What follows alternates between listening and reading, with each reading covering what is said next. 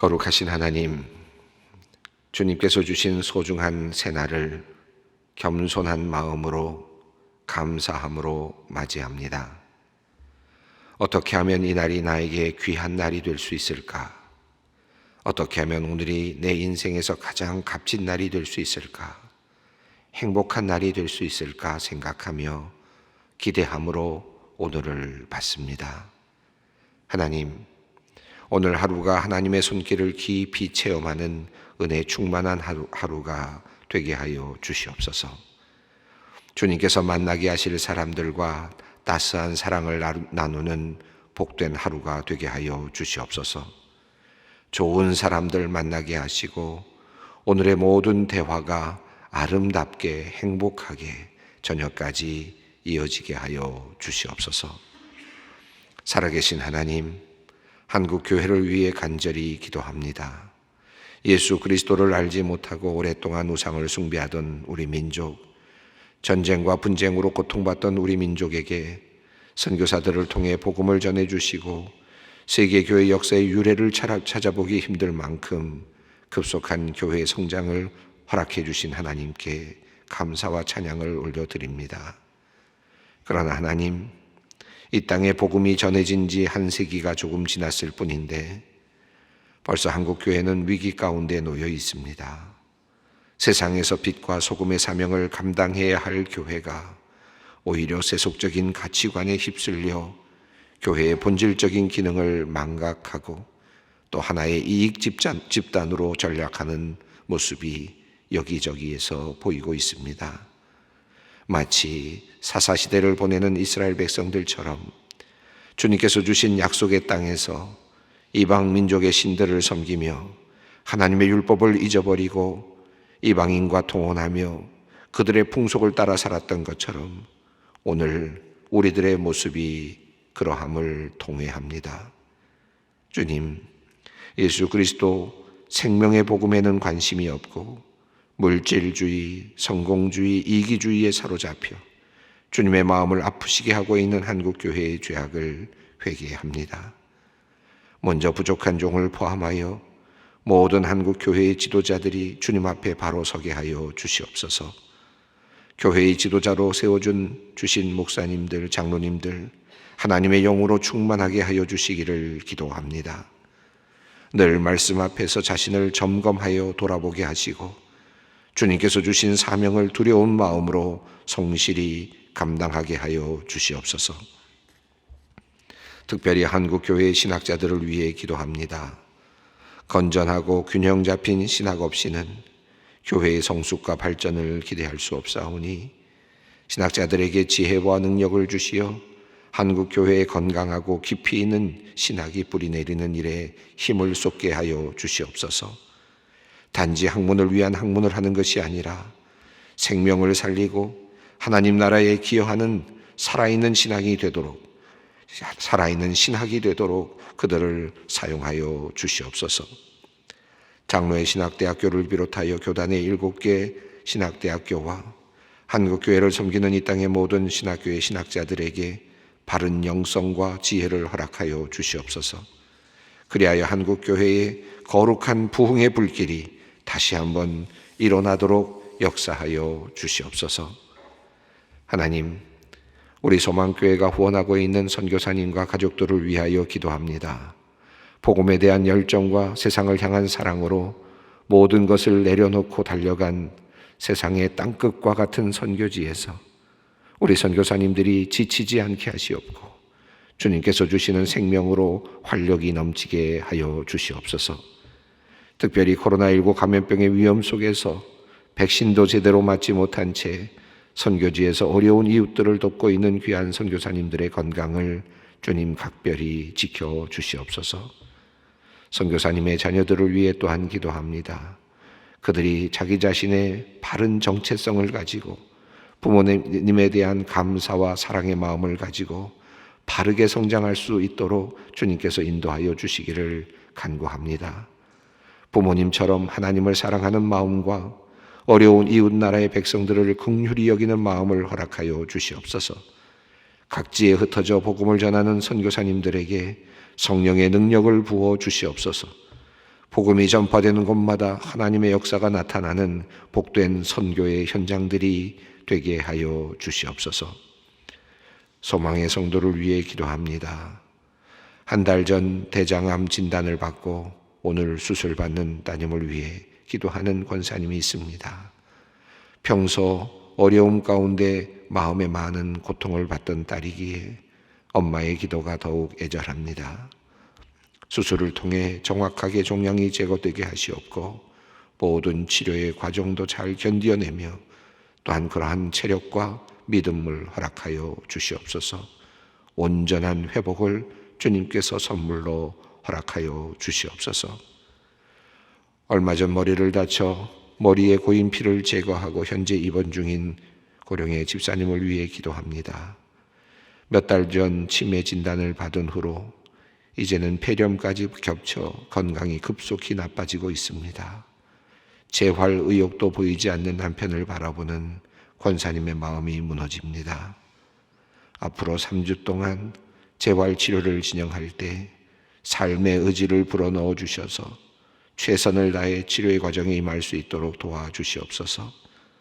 잘 씹고 잘 삼키게 하시고 약해진 뼈와 근육이 힘을 얻어 다시 일어서게 하여 주시옵소서. 최상의 결과를 얻고 주님께 영광을 돌릴 수 있도록 주님 역사하여 주시옵소서. 대학교 실험실에서 화학 실험 중 사고로 얼굴과 몸에 3도 화상을 입은 청년이 있습니다. 하나님의 능력으로 모든 치료의 과정을 인도해 주셔서 좋은 의료진의 손길로 최선의 치료가 이루어지게 하여 주시기를 간절히 간구합니다. 다친 아들을 바라보는 부모님의 마음을 위로하여 주시옵소서. 함께 이 시간을 이겨낼 때 힘과 용기를 주님께서 허락하여 주시옵소서. 주님께서 귀한 청년 그를 온전히 깨끗게 하여 주시기를 간절히 기도합니다. 이제 하나님의 말씀을 듣는 시간입니다. 우리의 귀를 열어 주시옵소서. 우리의 영혼을 깨워 주시옵소서. 생명의 말씀으로 우리를 살려주시고 진리의 말씀으로 우리를 깨우쳐 주시옵소서. 이 시간 우리의 모든 것을 새롭게 회복시켜 주시기를 원합니다. 연약한 것 강해지게 하시고 부정한 것 깨끗게 하여 주시며 아픈 것 치유되는 놀라운 시간 허락하여 주시옵소서. 예수 그리스도의 이름으로 기도드리옵나이다. 아멘. 오늘 주시는 말씀은 사사기 21장 1절로 15절 말씀입니다. 사사기 21장 1절로 15절 말씀 함께 봉독하도록 하겠습니다. 이스라엘 사람들이 미스바에서 맹세하여 이르기를 우리 중에 누구든지 딸을 베냐민 사람에게 아내로 주지 아니하리라 하였더라. 백성이 베들에 이르러 거기서 저녁까지 하나님 앞에 앉아서 큰 소리로 울며 이르되 이스라엘의 하나님 여호와여 어찌하여 이스라엘에게 이런 일이 생겨서 오늘 이스라엘 중에 한 지파가 없어지게 하시나이까 하더니 이튿날 백성이 일찍이 일어나 거기에 한 제단을 쌓고 번제와 화목제를 드렸더라. 이스라엘 자손이 이르되 이스라엘은 온 지파 중에 총회와 함께하여 여호와 앞에 올라오지 아니한 자가 누구냐 하니 이는 그들이 크게 맹세하기를 미스바에 와서 여호와 앞에 이르지 아니하는 자는 반드시 죽일 것이라 하였음이라. 이스라엘 자손이 그들의 형제 베냐민을 위하여 뉘우쳐 이르되 오늘 이스라엘 중에 한 지파가 끊어졌도다. 그 남은 자들에게 우리가 어떻게 하면 아내를 얻게 하리요? 우리가 전에 여호와로 맹세하여 우리 딸을 그들의 아내로 주지 아니하리라 하였도다. 또 이르되 이스라엘 지파 중 미스바에 올라가서 여호와께 이르지 아니한 자가 누구냐 하고 본즉 야베스 길앗에서는 한 사람도 진영에 이르러 총회에 참여하지 아니하였으니 백성을 계수할 때에 야베스 길앗 주민이 하나도 거기 없음을 보았음이라. 회중이 큰 용사 12,000명을 그리로 보내며 그들에게 명령하여 이르되 가서 야베스 길앗 주민과 부녀와 어린아이를 칼날로 치라. 너희가 행한 일을 모두 남자와 및 남자와 잔 여자를 진멸하여 바칠 것이니라 하였더라. 그들이 야베스 길앗 주민 중에서 젊은 처녀 400명을 얻었으니 이는 아직 남자와 동침한 일이 없어 남자를 알지 못하는 자라. 그들을 실로 진영으로 데려오니 이곳은 가나안 땅이더라. 온 회중이 림몬 바위에 있는 베냐민 자손에게 사람을 보내어 평화를 공포하게 하였더니 그때 베냐민이 돌아온지라.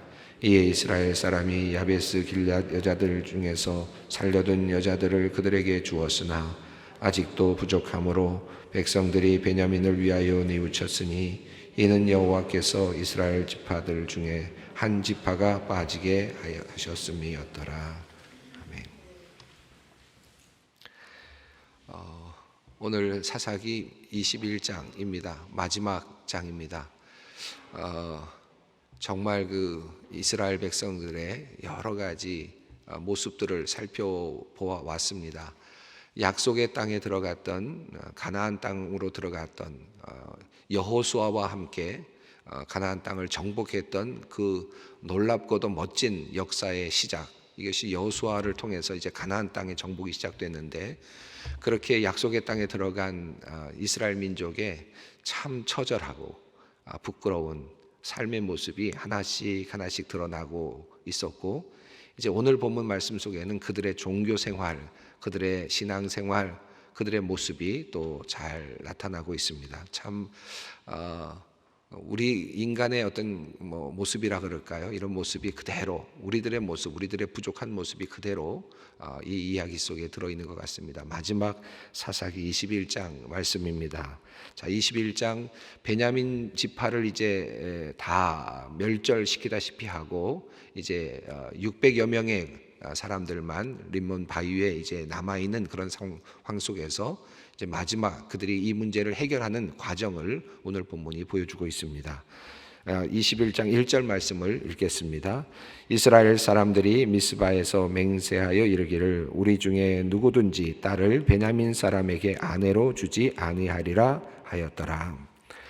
이제 이 싸움의 결과, 아마 이것이 앞서 있었는지 또 이후에 있었는지 모르지만 이스라엘 사람들이 베냐민 사람들에게 아내를, 우리들의 자손들을 아내로 주지는 않겠다라고 맹세를 하였다라는 내용이 이제 1절 말씀입니다. 베냐민 사람들에게 아내로 주지 않겠다.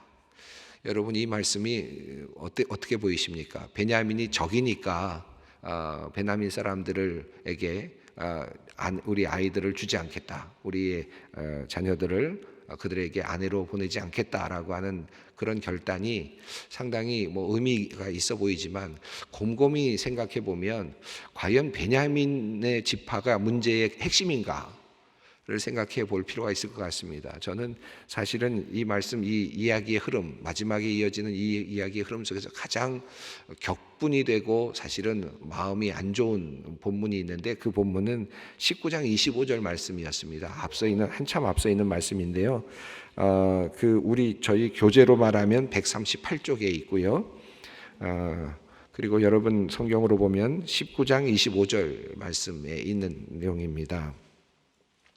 저는 이 부분이 사건의 핵심의 큰 발단이라고 생각합니다. 그때 그 사람들이, 불량배들이 찾아와서 그 노인의 집에 머물고 있는 레위 사람, 그리고 그 새로 와 있는 지금 그 사람들, 레위 사람과 관계를 하겠다라고 하면서 내놓으라고 말할 때, 그때 망령된 일을 하지 말라라고 말하면서 그렇게 말리다가 25절을 보면 이렇게 되어 있거든요. 무리가 듣지 아니하므로 그 사람이 자기 첩을 붙잡아 그들에게 밖으로 끌어내어 그들이 그 여자와 관계하였고 밤새도록 그 여자를 능욕하다가 새벽 미명에 놓은지라. 여기 보면 중요한 단어들이 있는데, 자기의 첩을 붙잡았다는 거예요. 그러니까 자신의 의지로 나간 게 아닙니다. 이 여인이 붙잡아서 그 다음에 어떻게 했냐면 그들을 밖으로 내몰았다라고 되어 있어요. 밖으로 내몰았다라고 되어 있고, 그래서 그들에게 주었다라고 이렇게 표현이 되어 있거든요. 그러면 이 사건의 시작, 이 여인이 죽게 된 사건의 발단은 사실은 레위인 그 남편에게 있는 거죠. 그 남편이 그 여인을 자기 아내 아닙니까? 첩이지만 자기 아내인데, 자기 아내, 사랑하는 사람을 자기가 어렵다고 해서 그 아내를 지금 바깥으로 내몰았습니다. 그것도 붙잡아가지고 밖으로 던졌습니다. 사실은 던지다시피 던진 거예요. 마치 먹잇감을 주듯이 거기 지금 으르렁거리고 있는 사자와 같은 어떤 폭행이 일어날지 모르는 그런 상황 속에 있는 그런 상황 속에서 자기 자신도 나가면 어떻게 될지 모르는 상황 속에서 도리어 연약한 여인을 내던져버렸다라는 것이거든요.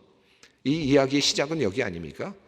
그리고 그 여인을 보호하지 않았단 말이죠. 그리고는 그 나중에 나온 내용이 어땠습니까? 아침에 일어나서 그 다음에 어떻게 될지 나가서 구하려고 한 것도 아니고 아침에 어떤 일이 일어날지 그리고 상황이 종료된 지도 꽤 오래된 것 같아요. 그러니까 이 여인이 문을 향해서 손을 내밀고 문 안으로 들어가려고 하지 않았겠습니까?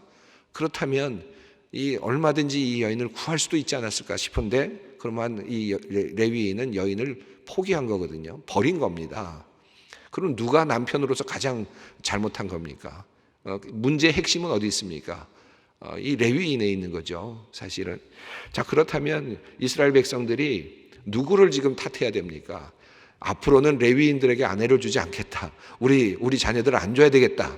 그래야 맞는 거 아니, 그죠?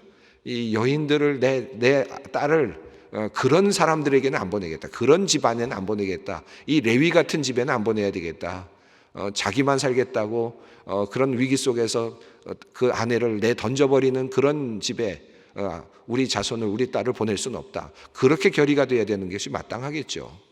그런데 이들은 지금 어떻게 됐냐면 여기서부터 출발돼서 시작된 싸움, 그 싸움의 결과로 지금 베냐민 자손과 싸우게 됐는데 베냐민 자손 중에는 베냐민 자손이 다 잘못한 것이 아니죠. 사실은 베냐민 자손 중에 나쁜 사람도 있었고 좋은 사람도 있었을 것입니다. 그 안에 불량배 몇 사람이 있었던 것이잖아요. 그 사람들 물론 팽배해 있는 그들의 문화가 문제였지만 그 사람들을 내놓지 않았던 베냐민 자손들 그들에게 우리의 딸들을 주지 않겠다. 아내로서 그들에게 주지 않겠다라는 결정은 사실 어찌 보면 올바른 결정이라고 보기는 어려울 것 같습니다. 도리어 저는 이 대목에서 레위인에게 앞으로 주지 않겠다라고 결정했어야지. 그런 마음이 들어요. 그런 집안에게 보내지 않았어야지. 그런 지파에게 자기 아내도 제대로 관리하지 못하고 보호하지 못하는 그런 집안에게 딸을 보내지 않아야지. 그게 맞는 거 아닌가. 그런데 도리어 베냐민 지파에게 아내로 주지 않겠다라고 하는 결정을 했다라는 것입니다. 자, 이런 상황이 1절의 이야기입니다. 자, 그리고 그들은 이제 올라갑니다. 이 결정을 해놓고는 이 결정이 또 그들에게는 올무가 됩니다.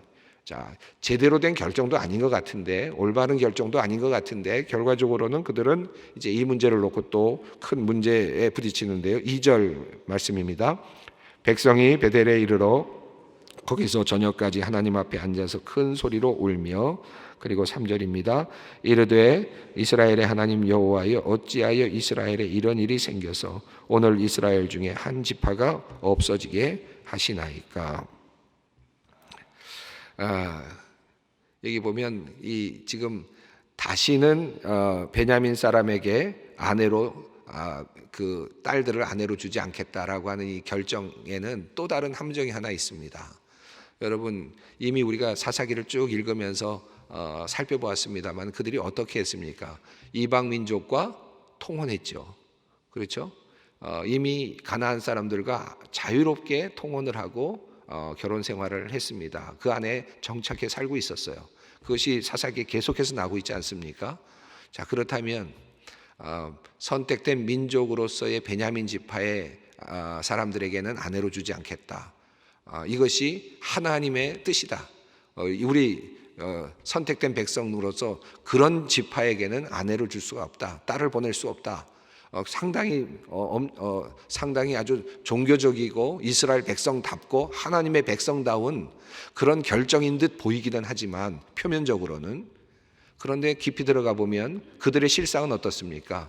베냐민 자손이 아니라 지금 가나안 백성들에게 자기의 딸을 주고 있고 통혼이 이루어지고 있고 마음대로 그런 지금 사적인 삶이 이루어지고 있는 상황 속에서 하나님의 백성으로서 제대로 어떤 뭐라 그럴까요? 어떤 성스러움을 지키지 못한 품위를 지키지 못한 그러한 베냐민 자손들에게 우리들의 딸을 보내서 아내로 보내지 않겠다라고 하는 종교적인 결정을 했다. 이게 무슨 의미가 있습니까? 지금 자신들의 아내는 그저 가나안 여인, 가나안 자손들에게 그냥 보내면서 통혼하고 있는 상황 속에서 이방 여인들과 이방 사람들과 그냥 편하게 교제하고 있는 이런 상황 속에서 베냐민 자손들에게는 아내를 주지 않겠다라고 하는 이런 종교적인 결정은 허상은 있지만 실제로 모양은 갖춰져 있는지 모르지만, 그래서 어떤 이스라엘 민족이라고 하는 민족의 어떤 정통성, 하나님을 믿는 백성이라고 하는 정통성을 유지하는 듯 보이긴 하지만 내면은 다 무너져 있는 거거든요. 속은 다 무너져 내려버린 이런 상황이 지금 오늘 이 사사기의 마지막 이스라엘 백성들의 장면이 아닌가 싶습니다. 그런데 그들은 또 올라가서 웁니다. 무엇을 때문에 웁니까? 베델에 올라가서 큰 소리로 웁니다. 이스라엘의 한 지파가 사라지게 되었다라고 하면서 웁니다. 그리고 하나님께 번제를 드립니다. 한 지파가 없어지게 된 것, 자기들이 한 것이죠. 자기들이 가서 싸운 것이고, 그리고 멸절시키다시피 한 것입니다. 그리고는 또 베델에 올라가서 그들이 울고 있습니다. 이 베델이라는 표현이 앞서도 계속 나오지만 지역으로서의 베델 또는 하나님의 집이라고 하는 의미에서도 의미적인 어떤 그런 표현일 수도 있는데, 베델은 어떤 앞서 있는 창세기의 28장의 말씀과 계속 연동이 되는 것 같아요. 거기 보면 너와 내 자손으로 인하여 모든 백성이 복을 받게 되리라 라고 하는 베델에서의 야곱에게 주셨던 하나님의 약속이 있었거든요. 자, 그 약속. 그런데 이제 그들이 베델에 올라가서 기도하는데 너와 내 자손들 중에라고 하는 그 약속 중에서 베냐민 자손이 하나 사라지게 되는 상황이고, 지금 너와 내 자손이 통해서 온 민족이 복을 받으리라고 하는 그 놀라웠던 하나님의 약속은 완전히 깨지고, 너와 내 자손을 통해서가 아니라 너와 내 자손 안에서 이미 지금 싸움이 일어나고 있고 망가져 가고 있는, 멸절돼 가고 있는 이런 현실. 그러니까 베델에서의 하나님의 약속과 너무나도 멀리 떨어져 있는 이스라엘의 현실, 이런 것들이 오늘 본문 속에서 나타나고 있는 것이라고 볼 수 있겠습니다. 자, 그들은 이렇게 화목제를 드렸습니다. 그리고 나서 이제 5절 이후는 조금의 시간이 흘렀다고 볼 수도 있을 것 같습니다. 이제 또 다른 문제를 이제 고민하게 되는데요. 자, 5절 말씀을 읽어보겠습니다. 이스라엘 자손이 이르되 이스라엘은 온 지파 중에 총회와 함께하여 여호와 앞에 올라오지 아니한 자가 누구냐 하니, 이는 그들이 크게 맹세하기를 미스바에 와서 여호와 앞에 이르지 아니하는 자는 반드시 죽일 것이라 하였습니다. 이제 하나의 문제를 다시 이제 끌어내는데요. 그것은 뭐냐하면 그들이 함께 모일 때, 이스라엘 백성들이 함께 모여서 베냐민을 치러 갈 때 그들의 미스바에 모이라고 했는데, 그들 중에 모이지 않는 지파가 있으면 나중에 그들을 다 죽이겠다라고 하는 약속을 했다는 겁니다. 총회에서. 그러니까 하나님 앞에서 그렇게 했다. 성전이죠. 성스러운 전쟁에 함께하지 않는 그런 지파들을 또 멸절시키겠다라고 하는 위협이었겠죠, 당연히. 그런데 이 위협을 가지고 이제 전쟁이 끝나고 나니까 그 다음에는 이 문제를 해결하려고 하는 겁니다. 그래서 그때 함께 모이지 않았던 지파가 누구냐를 찾습니다.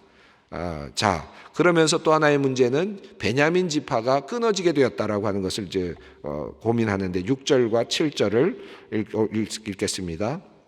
이스라엘 자손이 그들의 형제 베냐민을 위하여 뉘우쳐 이르되 오늘 이스라엘 중에 한 지파가 끊어졌도다. 그 남은 자들에게 우리가 어떻게 하면 아내를 얻게 하리요? 우리가 전에 여호와로 맹세하여 우리의 딸을 그들의 아내로 주지 아니하리라 하였더라. 지금 이들이 지금 베냐민 지파가 끊어지게 된 것이 왜 이렇게 힘든 겁니까? 왜 이렇게 안타까운 겁니까? 왜 그럴까요?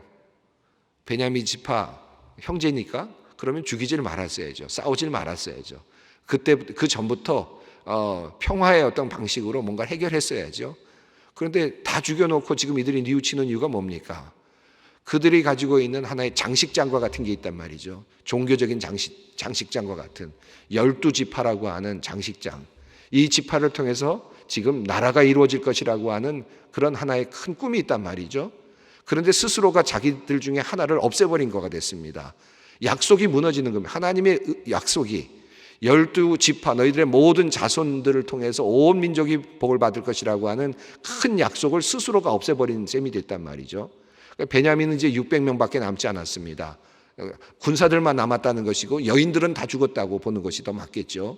그런 상황 속에서 이제는 그들이 끊어지게 된 겁니다. 그들 남성들밖에 없을 뿐만 아니라 더 나아가서 그들이 이스라엘 백성들이 그들에게 베냐민 지파에게 아내로 주지 않겠다고 했으니까 이제는 그 민족 자체가 사라지는 것 아니겠어요? 그렇죠? 그럼 이제 다른 민족이 되는 거예요, 완전히. 스스로 이미 이스라엘 백성들도 그렇게 다른 민족이 되어가고 있음에도 불구하고 베냐민 자손이 그렇게 약속의 그 민족으로서 있다가 사라지게 되는 것을 또 뭔가 걱정하게 되는 겁니다. 그러니까 자기가 가지고 있는 종교적인 장식장이라고 저는 표현하고 싶은데 그런 장식장에 하나가 사라지게 된 것이 너무 아까운 거예요. 지금 다 죽여놓고는. 그리고는 이걸 좀 갖추어 놔야 그래야 우리가 하나님의 백성이 된다. 모양이 갖춰진다는 거죠. 그래서 지금 그들에게 아내를 구해주는 게 목적이 됩니다. 아이러니한 일입니다. 자, 그래서 자기들은 안 주기로 했고 아내를 주지 않기로 했고 딸들을 주지 않기로 했고 그런데 그들은 살려내고 싶습니다. 그래서 그들도 또다시 지파에 들어와서 하나님의 약속의 백성으로 12지파를 이루게 하고 싶은 거죠. 이런 욕심입니다. 욕망이라고 할 수 있겠습니다. 종교적인 욕망입니다. 자, 그래서 알아보니까 야베스 길르앗 백성들이 올라오지 않은 것을 알게 되었습니다. 야베스 길르앗 백성들은 라헬을 조상으로 하는 같은 베냐민과 같은 조상이었기 때문에 아마도 올라오지 않은 것 아니냐라고 생각이 되기도 하고 어떤 이유가 있었겠죠. 어쨌든 그들은 베냐민의 편에 서 있었다고 보는 것이 적절할 것 같습니다. 결국 어떻게 합니까? 9절과 10절을 보면 12,000명을 보내서 그들을 또 죽입니다. 종교의 이름으로 성전의 이름으로 그들을 이제 죽이게 되고요. 모든 남자와 그리고 아이들까지 다 진멸합니다. 그들도 이스라엘 백성이었습니다. 그리고 그들 중에서 처녀 400명을 얻습니다. 12절이죠. 그들을 누구에게 보냅니까? 결국은 베냐민 자손에게 이제 그들을 보내게 됩니다. 13절과 14절을 읽어보겠습니다. 온 회중이 림몬 바위에 있는 베냐민 자손에게 사람을 보내어 평화를 공포하게 하였더니 그때에 베냐민이 돌아온지라 이에 이스라엘 사람이 야베스 길랏 여자들 중에서 살려둔 여자들을 그들에게 주었으나 아직도 부족하므로. 자, 15절입니다. 백성들이 베냐민을 위하여 뉘우쳤으니 이는 여호와께서 이스라엘 지파들 중에서 한 지파가 빠지게 하셨음이었더라. 자기들이 가지고 있는 하나의 큰 틀, 그것을 지켜내려고 여기 보면 지금 딸들을 주지 않겠다라고 맹세했던 것, 그 종교적인 맹세, 그것을 어떻게든지 지켜야 되는 이스라엘입니다. 또 하나는 어떤 것이었습니까? 총회에 올라오지 아니한 미스바로 함께 오지 않았던 사람들을 다 죽이겠다라고 했던 그 약속, 하나님 앞에서 약속, 그걸 지켜야 되겠다는 겁니다. 그러니까 지금 하나님 앞에서 지켜야 될 약속들은 분명히 있는 거예요, 그들은요. 그런데 실제적으로 그들의 삶의 저변에는 다 무너진, 하나님과의 약속이 다 무너진 삶입니다. 이방인과 통혼하고 있고, 그리고 삶은 다 무너졌고, 가나안 문화에 젖어들어 있고, 그런 문화의 삶을 살면서 종교적인 모임을 했을 때에는 하나의 뭐라 그럴까요? 중요한 명분이죠. 우리 아내를 주지 않겠다. 그럼 어떡할 거냐? 그 다음에 또 이 총에 올라오지 않은 사람들은 다 죽이겠다. 어떡할 거냐? 이런 문제를 놓고 계속 씨름하고 있는, 마치 그것을 통해서 정의를 이루는 것처럼 하나님의 뜻을 이루어가고 있는 듯한 착각에 빠져있는 그런 이스라엘 백성들, 참 안타까운 사사기의 마지막 모습입니다. 우리의 모습 참 많이 닮아 있다. 저는 읽어 내려갈수록 오늘 한국교회의 모습, 나의 모습, 이런 모습들이 이 안에 너무 많이 담겨 있다라는 생각이 들어서 더 안타깝기도 합니다. 오늘 이 말씀 다시 붙잡고 우리 기도의 자리로 나아가기를 바랍니다. 하늘에 계신 우리 아버지의 이름을 거룩하게 하시며 아버지의 나라가 오게 하시며 아버지의 뜻이 하늘에서와 같이 땅에서도 이루어지게 하소서. 오늘 우리에게 일용할 양식을 주시고 우리가 우리에게 잘못한 사람을 용서하여 준 것 같이 우리 죄를 용서하여 주시고 우리를 시험에 빠지지 않게 하시고 악에서 구하소서. 나라와 권능과 영광이 영원히 아버지의 것입니다.